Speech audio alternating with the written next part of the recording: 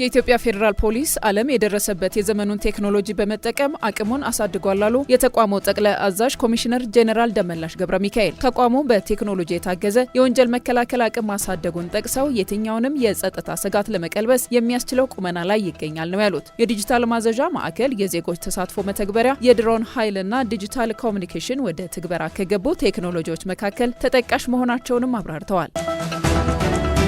የኢትዮጵያ ሀገራዊ ምክክር ኮሚሽን የሀገራዊ ምክክር ጉባኤ አጀንዳዎችን ለሃይማኖት ተቋማትና ለሲቪክ ማህበራት አቀረበ። የኮሚሽኑ ዋና ኮሚሽነር ፕሮፌሰር መስፍን አርአያ ለሀገራዊ ምክክር ጉባኤ የሚቀርቡ አጀንዳዎች ላይ ከሃይማኖት ተቋማትና ሲቪክ ማህበራት ጋር የማረጋገጥ ስራ መስራታችን የምክክሩ ተአማኒነትን ያሳድጋል ነው ያሉት። ኮሚሽኑ አጀንዳ የመቅረጽ የማደራጀትና የማጠናከር ምዕራፍ ላይ መሆኑን ጠቅሰው በቀጣይ ለሀገራዊ ምክክር ጉባኤ የሚቀርቡ አጀንዳዎች ላይ ከባለድርሻ አካላት ጋር የማረጋገጫ ስራ እየሰራ እንደሚገኝ አመላክተዋል።